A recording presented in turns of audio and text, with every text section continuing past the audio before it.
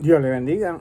Aquí con ustedes su siervo Rafael Marrero, siervo de Dios y del Señor Jesucristo, trabajando en la iglesia First Baptist Church en Birmingham, Ohio, que pastorea el doctor Marvin Osborne. Allí servimos al Señor en aquello que nos permite hacer y por su gracia y para su gloria y su honra. Una iglesia de habla inglesa, pero si usted entiende el inglés y no tiene una iglesia local, una iglesia donde asiste, puede visitarnos. Allí va a escuchar de seguro la palabra de Dios conforme a la palabra de Dios y va a recibir el amor de Dios según el amor de Dios nos enseña la palabra de Dios.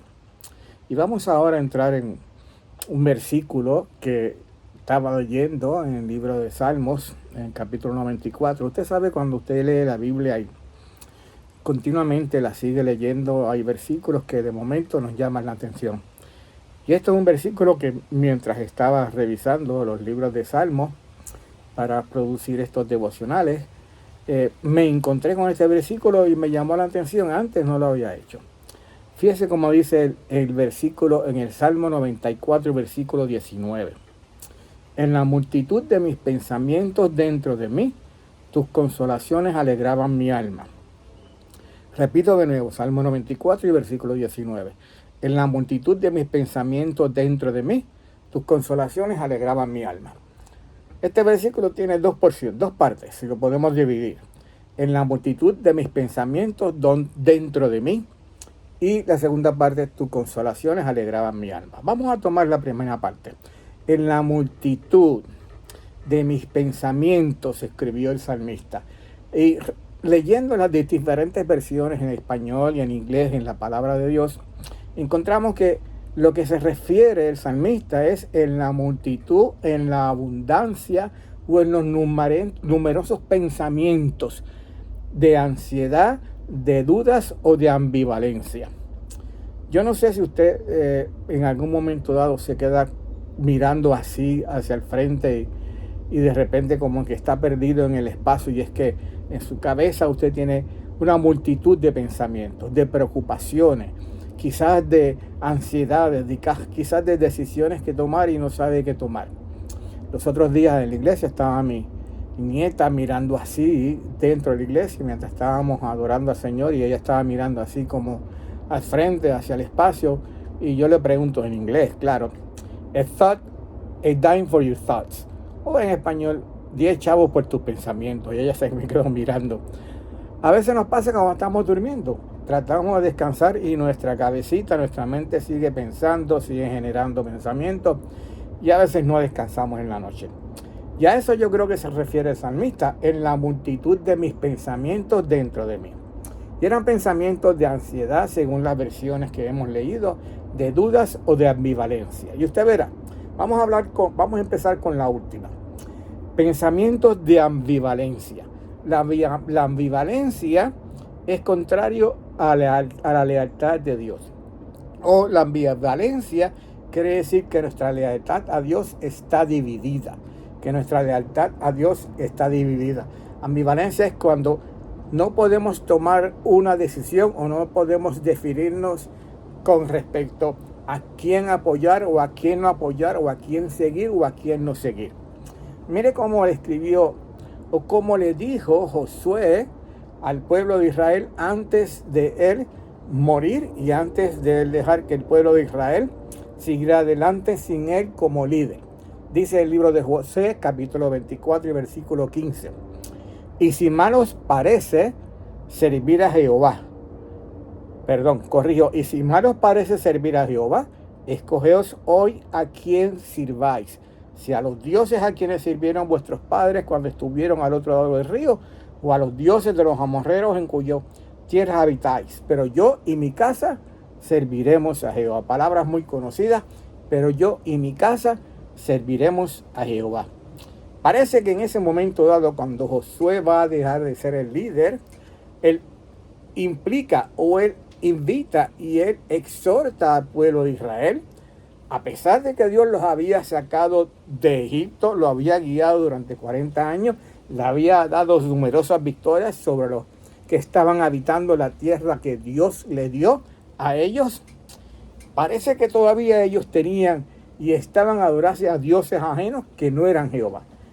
Y Josué le dice, escogeos a quién van a adorar, escogeos a quién va a servir, escogeos a quién va a seguirse a esos dioses que ustedes adoraban al otro lado del río, o sea, antes de cruzar el río del Jordán, o a Jehová. Pero yo y mi casa, dijo Josué, serviremos a Jehová.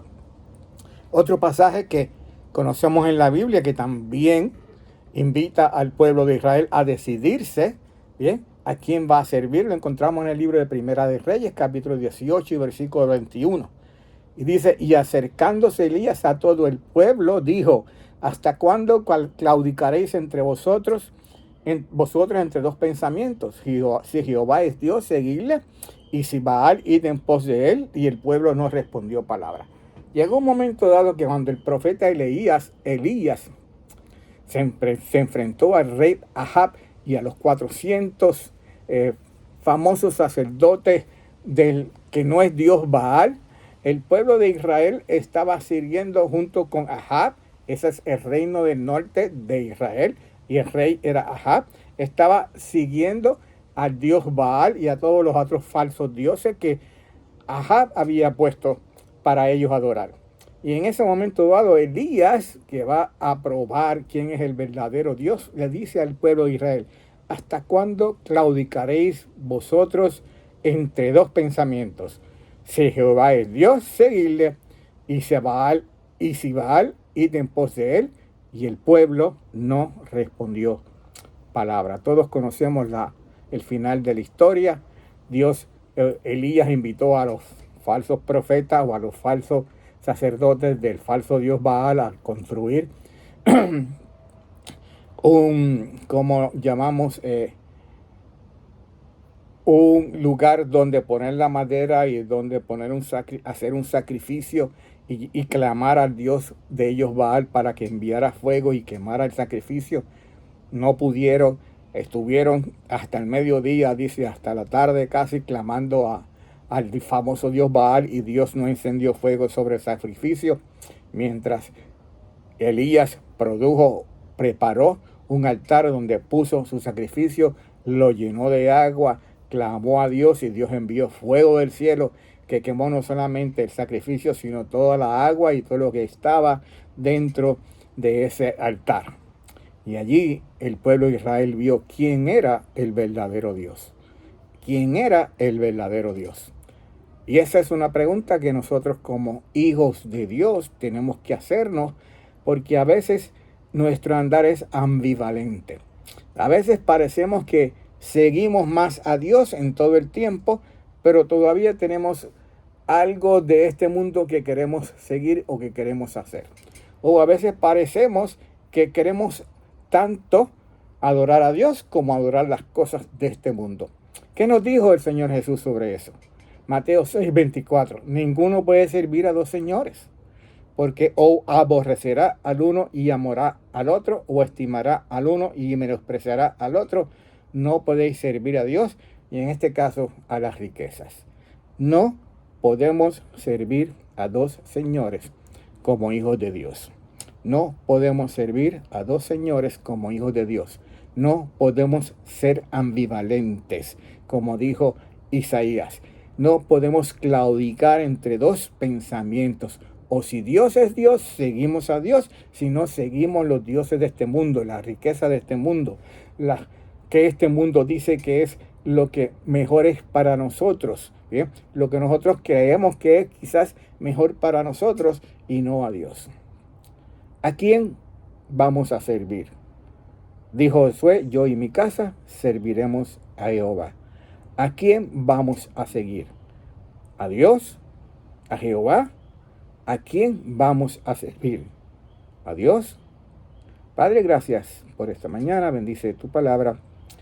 Y gracias, Padre, por que tu palabra nos amonesta y nos llama, Señor, a que, Señor, se hallen en nosotros pensamientos de ambivalencia, pensamientos de decisión de cómo servirte, de cuándo servirte, Padre amado, o escoger entre servirte a ti, o obedecer tu palabra y obedecer lo que este mundo nos enseña, Señor, que podamos, Padre amado, siempre tomar la decisión correcta, que es servirte a ti, que es seguirte a ti, que es estar siempre contigo. Padre, eso te lo pedimos para todos nosotros, los hijos de Dios. Y aquellos que no conozcan a Jesús, que no pueden, Señor mi Dios, en estos momentos dados, Señor, decidir seguirte, Padre amado, porque primero necesitan a Cristo como Señor y Salvador, que esa sea su primera decisión. Aceptar a Cristo como Señor y Salvador para entonces poder servirte y seguirte como tú esperas y como a ti te agrada. Padre, gracias. Dejamos en tus manos tu palabra para que tu fruto del Espíritu la bendiga, porque en el nombre de Jesús que oramos. Amén.